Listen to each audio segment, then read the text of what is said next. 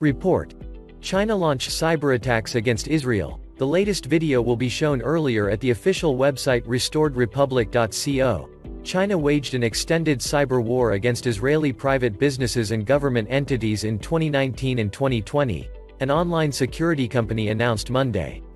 FireEye, an international cybersecurity firm, said hackers traced back to the Chinese Ministry of State Security targeted Israeli shipping, defense, and tech companies, as well as government servers, in a hacking campaign stretching more than 2 years. The attacks zeroed in on a vulnerability in SharePoint, a Microsoft collaborative platform popular in the national security industry. The attacks are only China's most recent cyber offensive against another country, but the first of this scale against Israel. Sanaz Yashar, an investigator for FireEye, said the Chinese wanted to obtain communications files and advance their Belt and Road Initiative, a global infrastructure project to sell its goods worldwide. China invested in Israel as a major node in the project. In the Chinese view, it's legitimate to attack a company while negotiating with it, so they will know how to price the deal properly, Yashar said. There are a lot of Israeli companies that are involved in the very fields at the core of Chinese interests, as reflected in their 5-year plans.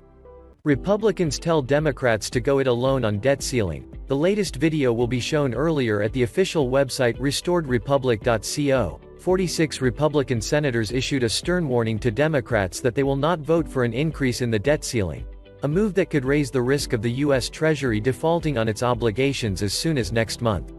We will not vote to increase the debt ceiling, whether that increase comes through a standalone bill, a continuing resolution, or any other vehicle, the letter, dated August 10, said. Democrats, at any time, have the power through reconciliation to unilaterally raise the debt ceiling, and they should not be allowed to pretend otherwise.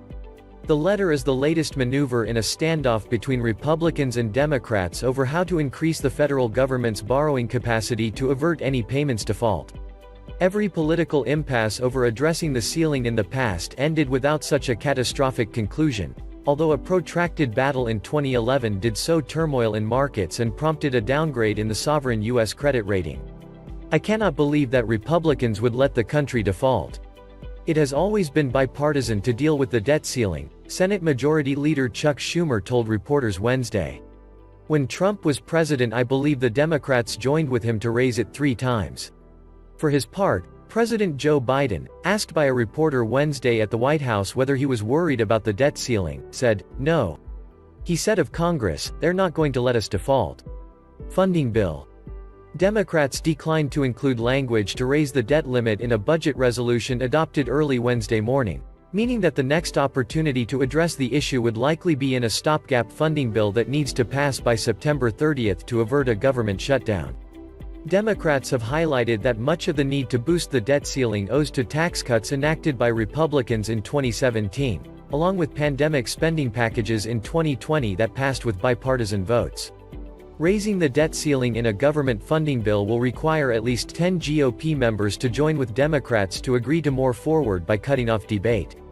Republicans say they can't support the debt limit increase because they oppose Democrats' plans to spend up to $3.5 trillion on Biden's economic agenda.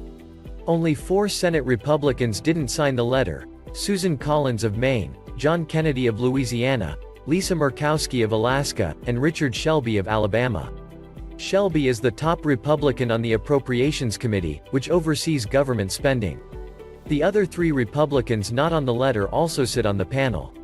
Republicans have signaled all summer that they are unlikely to support a debt limit suspension or increase, a move they say would be tantamount to endorsing the trillions in social spending that Democrats are pushing. It's not yet known how quickly Congress needs to act to avoid a potential default, which would wreak havoc on financial markets and could trigger a downgrade of government credit. The debt limit, or the total debt the Treasury can issue to the public and other government agencies, snapped back into effect on August 1 when a 2-year suspension expired. Treasury Secretary Janet Yellen has told lawmakers that Treasury could exhaust its special measures and run out of cash soon after Congress returns from recess in September. The Congressional Budget Office projects that lawmakers likely have a wider window of time, until October or November, to raise or suspend the debt limit. The public debt outstanding is currently $28.6 trillion. Market warning. Bond market participants warned this month that, Under some scenarios, Treasury may need to execute abrupt declines in issuance of bills, a crucial component of financial markets. The Senate has adjourned until September 13, meaning the chamber will have little more than 2 weeks to address the issue before September 30, when government funding expires.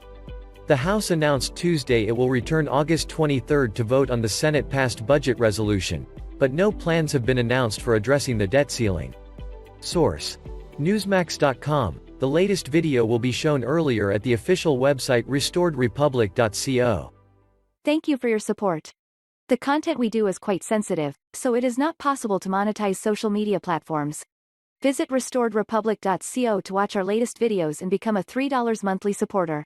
We can't afford to keep making this show without your support. Visit the link below the description or go to website restoredrepublic.co, then select Support Us. Click PayPal or fill out the form to become a supporter.